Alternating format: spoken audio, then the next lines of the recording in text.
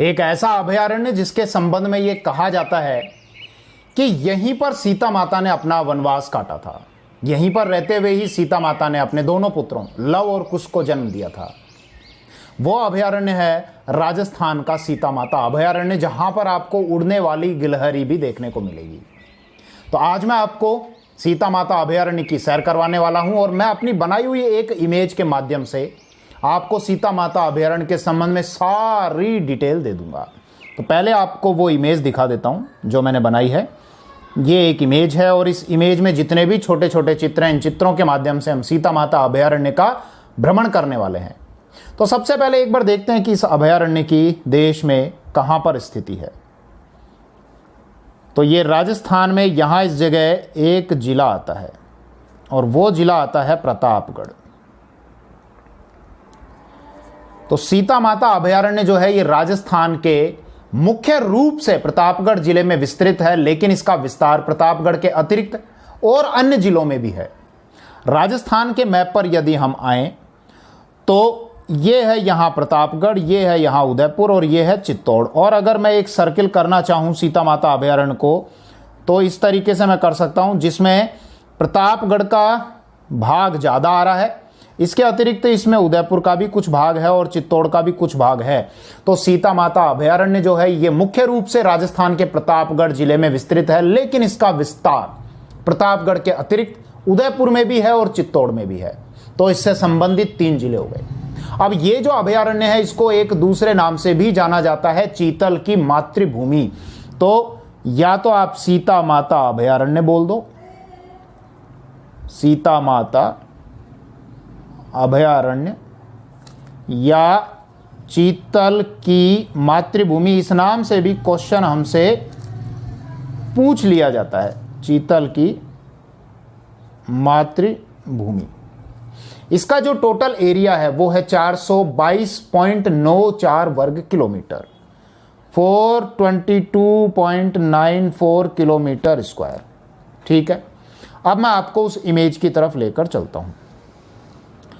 ये आ जाओ भैया, ये हो गई इमेज। और इन सारे चित्रों में सबसे पहले हम ले लेते हैं सीता माता और उनके दोनों पुत्रों लव और कुश का चित्र। ये हो गए।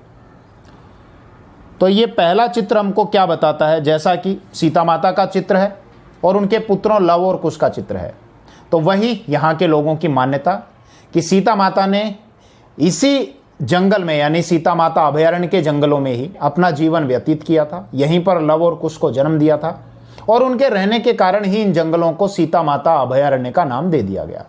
ठीक है, यहां पर अगर ये देखें तो इनके ये 2 पुत्र हैं, एक लव और कुश। तो ध्यान देना, एक है लव और एक है कुश। तो इन्हीं के नाम से यहां पर आपको 2 जल कुंड भी मिलेंगे, ठंडे और गर्म पानी के। किस नाम से? लव और कुश के नाम से।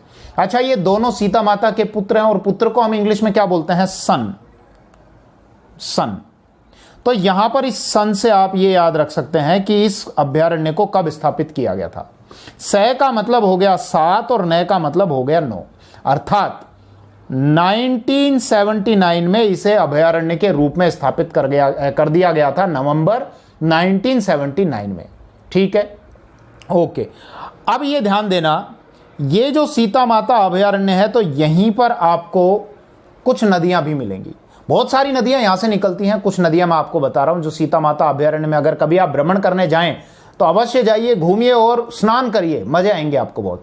तो कौन कौन सी नदी हैं? एक तो स्वयं सीता माता के नाम से ही है, यहां लिखते हैं। एक तो नदी हो गई सीता माता। इसके अतिरिक्त यहां से एक और प्रमुख नदी निकलती है, जाखम। जाखम नदी, ये इंपॉर्टेंट नदी है। इसके अलावा हो गई आपकी करमोई या कर्ममोचिनी, इसी को बोलते हैं करमोई या कर्ममोचिनी। इसके अतिरिक्त भूदो, इसके अतिरिक्त टाकिया और नालेश्वर। तो ये नदियों के नाम ध्यान रखना, सीता माता हो गई, जाखम हो गई, भूदो हो गई, नालेश्वर हो गई, जाखम हो गई, टाकिया हो गई। ये कुछ नदियां यहां से निकलती हैं, कर्मोई और कर्ममोचिनी नदी हो गई। अब ये जो नदियां हैं यहां पर, इसमें ये जाखम नदी जो है ये मुख्य नदी है और इसी नदी पर प्रतापगढ़ जिले में एक डैम बना हुआ है जिसको जाखम डैम या जाखम बांध कहा जाता है। ये देखिए, ये जाखम बांध की ये इमेज। इसके संबंध में भी थोड़ा ध्यान रखना, इसकी कुछ विशेषताएं हैं। क्या विशेषता है कि ये जो डैम है ये राजस्थान का सबसे ऊंचा डैम है और इसकी जो हाइट है, ज़्यादातर बुक्स में तो 81 मीटर है, लेकिन गवर्नमेंट के जो सोर्सेज है उसमें 82 मीटर दी हुई है, तो मैं दोनों ही लिख देता हूं। इसकी हाइट है 81 मीटर या 82 मीटर। अब ये जो क्षेत्र है प्रतापगढ़ का, जहां पर ये डैम बना हुआ है, ये आदिवासी क्षेत्र है, यहां जनजातियां रहती हैं, इसीलिए इस जाखम परियोजना का सबसे ज्यादा जो लाभ मिलेगा वो किसको मिलेगा? आदिवासियों को मिलेगा। हालांकि ये बहुउद्देश्य से शुरू की गई थी, लेकिन वर्तमान में केवल इरिगेशन तक ही सीमित है, यानी जाखम परियोजना से सिंचाई का पानी जो है वो आदिवासी किसानों को उपलब्ध कराया जाता है। ठीक है, ओके। तो ये बात हो गई सीता माता की और उनके दोनों पुत्रों लव और कुश के माध्यम से भी हमने यहां पर कुछ बात की। अब एक एक करके ये जितने भी वन्य जीवों के आपको चित्र दिख रहे हैं, एक एक करके हम इन चित्रों को लेते हैं और इनकी बात करते हैं। सबसे पहले देखो, ये बड़ी सुंदर छिपकली है ना, बहुत सुंदर छिपकली। हमारे घरों में नहीं मिलती इस तरह की, घरों में तो काली या सफेद छिपकली होती है। ये छिपकली आपको यहां देखने को मिल जाएगी और ये छिपकली है यूबलेफरिस। यूबलेफरिस, ये ध्यान रख लेना, ये छिपकली की एक प्रजाति होती है यूबलेफरिस। आपसे ये तो इस प्रकार तो नहीं पूछेगा कि ये यूबलेफरिस छिपकली की प्रजाति मुख्य रूप से कहां देखने को मिलती है, क्योंकि इसके अतिरिक्त और भी कुछ अभयारण्य है जहां देखने को मिलेगी, लेकिन ये पूछ सकता है यूबलेफरिस क्या है, छिपकली की प्रजाति है। जैसे मैं आपको बताता हूं, एक मिनट, ये सर्किल फेरिस नहीं है, ये एक्स्ट्रा लाइन यहां खींची हुई है, यूबलेफरिस है। ठीक है, ये फिर से बना दूं इसको, ये तो सीता माता अभयारण्य में भी आपको ये छिपकली मिलेगी और इसके अतिरिक्त कुंभलगढ़ अभयारण्य जो है वहां पर भी देखने को मिलेगी। कौन सा है कुंभलगढ़ अभयारण्य? ध्यान देना, ये सीता माता को तो हमने सर्किल कर ही रखा है, कुंभलगढ़ ध्यान रखना। राजस्थान के 3 जिले हैं, राजसमंद, पाली और उदयपुर। तो राजस्थान के इन 3 जिलों में एक अभयारण्य फैला हुआ है जिसको कुंभलगढ़ अभयारण्य कहते हैं और यहीं पर आपको ये यूबलेफरिस छिपकली यहां पर भी देखने को मिल जाएगी। ठीक है, अगले वन्य जीव की बात करते हैं। अगला जो वन्य जीव है वो है ये, और ये क्या है, जिसको हम हिरण या हरिण बोलते हैं साधारण भाषा में, लेकिन अगर टेक्निकली बोलें तो इसको हम कहेंगे 4 हॉर्न्ड एंटेलोप। ये एंटेलोप प्रजाति का एक जीव है। देखना जरा इसकी क्या विशेषता है। एक तो इसके 4 सींग हैं, अच्छा 1 2 3 4, तो ये 4 सींगों वाला एंटेलोप है, 4 हॉर्न्ड एंटेलोप है जो हमको यहां देखने को मिलता है। और यहां के जो लोग हैं वो इसको भेड़ल कहते हैं, अर्थात इसका जो स्थानीय नाम है वो है भेड़ल। ये है भेड़ल। इसके अलावा ध्यान रखना, इसको घटेल भी कहते हैं। अगर आप कुंभलगढ़ अभयारण्य में जाओगे, जो अभी मैंने ड्रॉ किया थोड़ी देर पहले, जो राजस्थान के राजसमंद, उदयपुर और पाली जिले में फैला हुआ है, तो वहां पर तो इसको कहते हैं घटेल, लेकिन सीता माता अभयारण्य में इसको बोलते हैं भेड़ल। ये ध्यान रख लेना। इस एंटेलोप का साइंटिफिक नेम भी आप ध्यान रखना, और बड़ा आसान है इसका साइंटिफिक नेम। इसके कितने सींग हैं? 4, और 4 को हम क्या बोलते हैं? टेट्रा। तो आप ध्यान रखना, टेट्रासेरस क्वाड्रिकॉर्निस, ये इसका साइंटिफिक नेम है। मैं लिख देता हूं यहां पर, टेट्रासेरस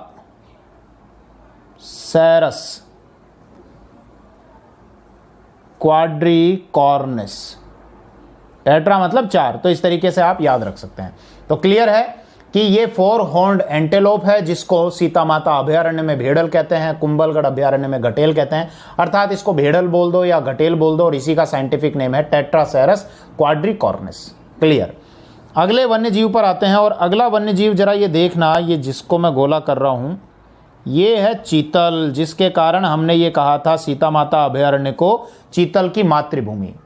अब देखो, इसका साइंटिफिक नेम याद रखना बड़ा आसान है। मैं ये काम करता हूं, ये धब्बे हो रहे हैं ना इस पर चीतल पर, मैं ये धब्बे इस रूप में कर देता हूं, क्रॉस के रूप में। ये इमेजिन कर लेना कि इस पर क्रॉस के रूप में, अर्थात एक्स एक्स एक्स एक्स, इस रूप में इस पर धब्बे हो रहे हैं, और इसको ध्यान रख लेना, इसका साइंटिफिक नेम एक्सिस एक्सिस। ये लो, बड़ा आसान है ना, एक्सिस एक्सिस, ये इसका साइंटिफिक नेम हो गया। अब आ जाते हैं हम इस गिलहरी पर, और ये ऐसी गिलहरी है जिसको यहाँ के स्थानीय लोग ये कहते हैं कि साहब ये उड़ती है। लेकिन सच्चाई क्या है? दरअसल बात यह है कि ये पेड़ों पर बहुत ऊंचाई से छलांग लगाती है, और छलांग लगाने के बाद ये अपने हाथों और पैरों को यूं फैला लेती है।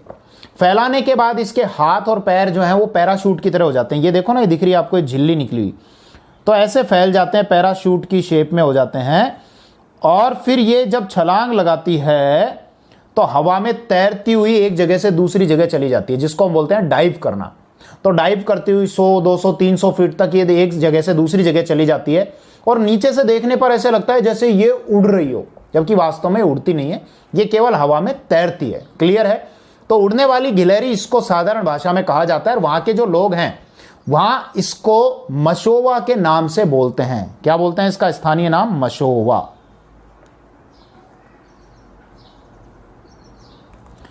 इसके अलावा ध्यान रखना, इसका एक साइंटिफिक नेम भी है, और इसका साइंटिफिक नेम जो है वो पी से स्टार्ट होता है, लेकिन पी साइलेंट है, इसीलिए इसको कहा जाता है टेरोमाइनी। टेरोमाइनी। और एक और साइंटिफिक नेम है, और वो है पेटोरिस्टा एल्बीवेंडर। मैं लिख देता हूं, एक तो है टेरोमाइनी, इसके अतिरिक्त स्लैश लगा दिया, पेटोरिस्टा